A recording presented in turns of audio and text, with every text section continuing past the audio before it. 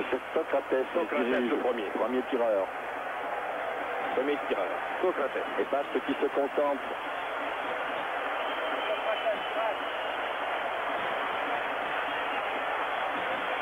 Socrates, le premier. Joueur de Flamengo.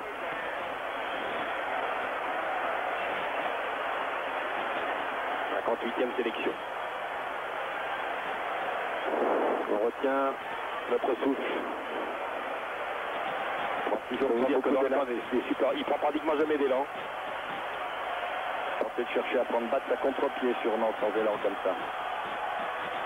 Et Patrick Carrère, c'est balle de Socrates.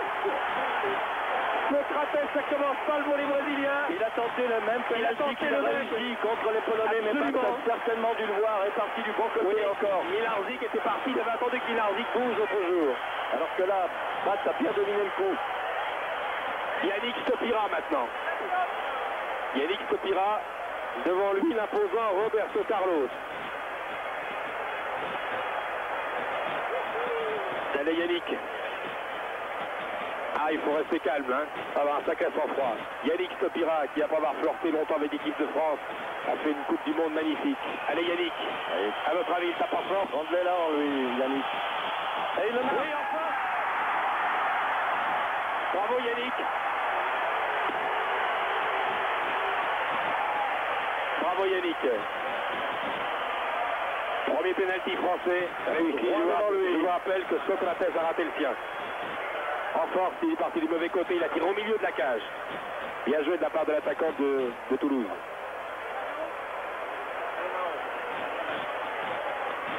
Alors maintenant, c'est Alemão, Ricardo, Botafogo.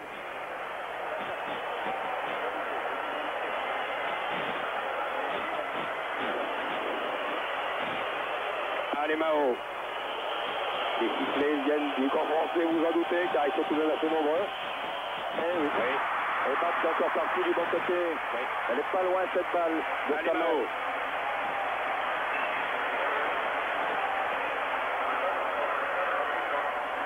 Alemão, je vous rappelle que ce sont les Brésiliens qui ont tiré les premiers et qui ont raté leur premier penalty par Socrates.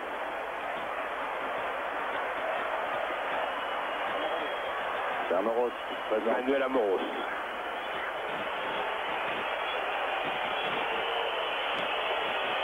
Manuel Amoros. Et bien entendu maintenant ce sont tous les Brésiliens, public brésilien qui sifflent pour déconcentrer le Monégasque.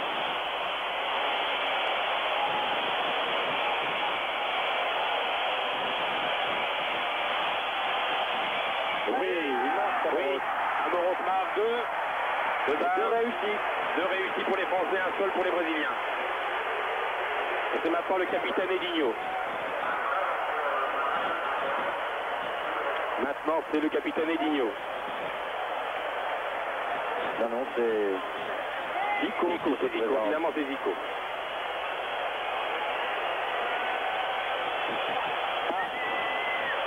Zico. Alors, ils se connaissent bien ces deux-là maintenant.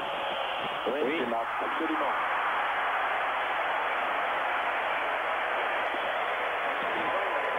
Oui, il y a maintenant 3 tirs brésiliens, 2 buts réussis par Zico et Alemão.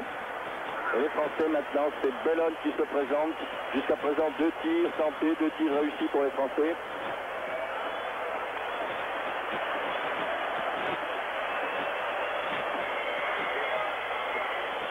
Bruno Bellone. À l'instant, les Français ont fort bien joué. Sopira et Amoros ont réussi le leur. Bruno. Oh, poteau, et le ballon touche le gardien, il va au fond des filets. Il va au fond des filets. Que dit Et le l'arbitre? Brésilien réclame, et Dino qui demande que le tir ne soit pas valable. Il est revenu sur le gardien. Elle est revenue sur le gardien, Il est revenu elle va au sur fond le des gardien. filets. Ce n'est pas Bellone qui l'a retouché. Et voilà, elle revient sur le gardien, elle va au fond des filets. Il est validé. Il est validé. Il est validé. 3 tirs français. 3 réussites. Alors, Stopira a réussi le sien. Amoros. et Bellone, avec un petit peu de chance, avec la complicité. Maintenant c'est le capitaine, maintenant c'est Edinho. Non, c'est Branco qui va venir. Branco. Mats, qui a été superbe. Il en a finalement sorti 2 déjà, il en a sorti un au cours des 90 premières minutes. Et puis là il a sorti celui de Socrates. Maintenant c'est Branco, joueur de Fulminante. Ah là là.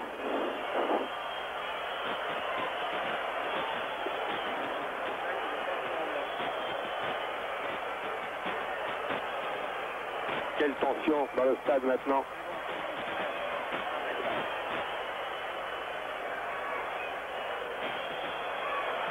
Faites tous les comptes. Dominique Legout, faites le compte, hein. Faites tous les comptes. Faites tous le compte. Alf Legout, Branco.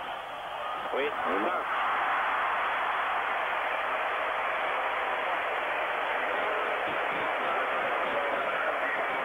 3. Donc pour l'instant, il y a quand même 4 tirs brésiliens et 3 tirs au but réussis. Alors que les Français en sont 3 tirs et 3 Platini réussis. Je vous rappelle que ce sont les Brésiliens qui ont tiré les premiers et qui ont manqué par Socrates. 3-3 toujours. Et Platini. 3-3, Platini.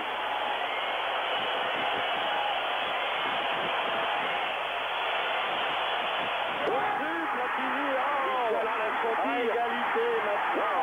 Égalité parfaite. Égalité. Michel Platini a raté son penalty. Il remet les équipes à égalité. Il a tenté en force Michel Platini. Les Brésiliens non plus. Ce désavantage d'avoir manqué le premier, ils sont revenus.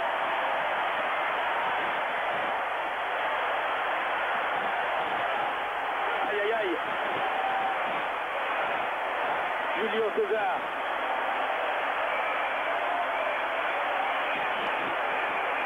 Pira a réussi le sien, Amoros également, Bellone également.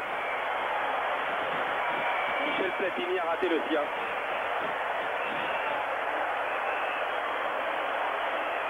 Julio César. Oh, manqué. Un boulet de canon que Bats sort. Bats encore lui.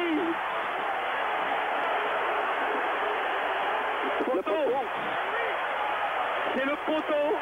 J'ai même pensé que Bass avait touché, il était parti du bon côté. Il est sauvé par son poteau. Une fois encore, c'est la 3e fois.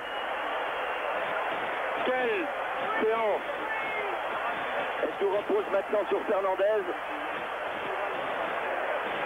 Si Fernandez, Luis, mon petit Luis. Luis Fernandez. Reste calme, Luis. Si Luis marque ce but, la France est en demi-finale. Luis Fernandez, quel renversement de situation. Luis Fernandez.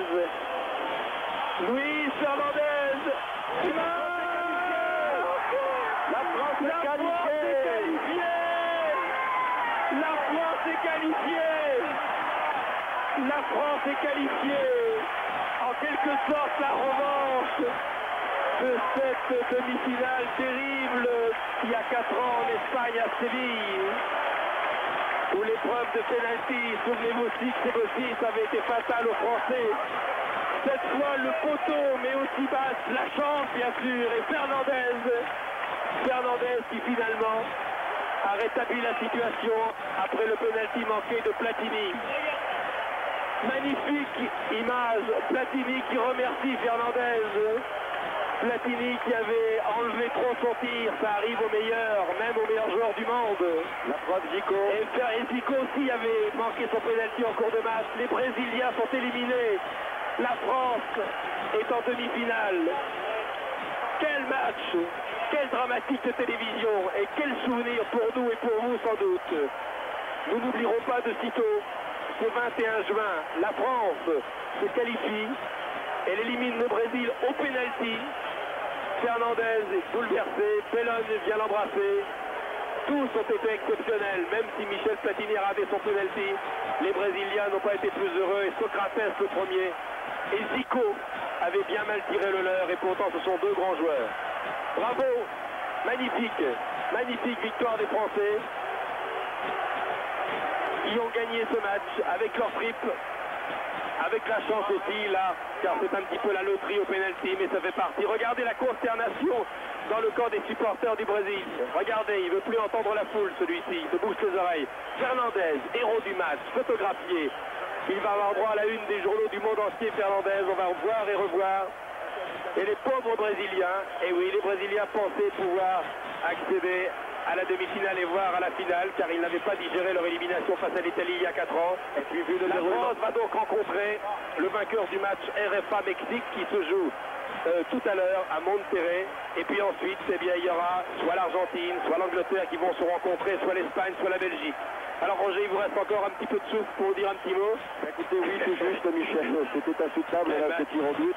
Oui, je dois dire que pour les Brésiliens, ils ont manqué évidemment de chance au cours de ce match. Un tir sur le poteau, sur la transversale, mais je dois dire que les Français n'ont pas volé cette victoire parce qu'au cours de leur deuxième mi-temps, nous sentions qu'ils revenaient très bien dans ce match, après avoir été dominés au cours de la première. Et ils se sont créés pratiquement autant d'occasions que les Brésiliens durant surtout les prolongations. Et bien voilà, une belle soirée de football qui va se poursuivre avec RFA Mexique. Alors là, tout peut arriver. Espérons que les Français ont récupéré de leurs efforts. Oui, qui ont été certainement très difficiles aujourd'hui. Les efforts ont été très difficiles. Et puis les demi-finales, c'est le 25, hein, ça va venir vite. Les Français vont donc rester ici puisque leur camp de base est situé à 50 km de Guadalajara, au bord d'un lac. Ils vont reprendre maintenant toute leur force. Ils restent ici, ils prennent la place du Brésil. Leur demi-finale du 25 juin aura lieu ici. Vous la verrez sur TF1 et nous vous commenterons sur antenne de l'autre demi-finale. Et puis bien sûr la finale. Nous n'en sommes pas là. La France a fait déjà un grand pas en avant. Elle a été superbe. On félicite tous les joueurs français. On rend l'antenne à Paris. Vous allez pouvoir vous régaler maintenant avec Alain Vernon qui... Oui, Christian, on me parle maintenant dans mon casque. Pardon, je ne vous entends pas, Paris. Vous pouvez me reparler clairement parce qu'il y a un tel bruit. On me dit qu'exceptionnellement, c'est Christian Kidé, le chef du service des sports. Exceptionnellement, demain matin, vous aurez droit à une deuxième diffusion de ce match qui le mérite. Un morceau d'anthologie à garder. Si vous avez des magnétoscopes, ne perdez pas cette cassette. Vous pourrez la voir et la revoir dans des années.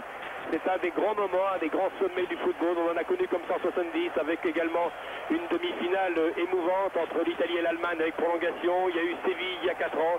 Eh bien, on retiendra qu'il y avait également Guadalajara le 21 juin entre la France et le Brésil. La France est qualifiée. La France continue. Hommage aux Brésiliens. Vive le football. Ici Roger Piantoni, Michel Drucker, si vous parlez en direct depuis le stade Jalisco. Bonne fin de soirée sur Antenne 2. Restez bien confortablement assis chez vous. Regardez Antenne 2, les meilleurs moments du match. Et ensuite, vous connaîtrez l'adversaire de la France en demi-finale, soit l'Allemagne, soit le Mexique. C'était l'Allemagne, ce serait pas mal. Ce sera encore une autre revanche. Merci infiniment.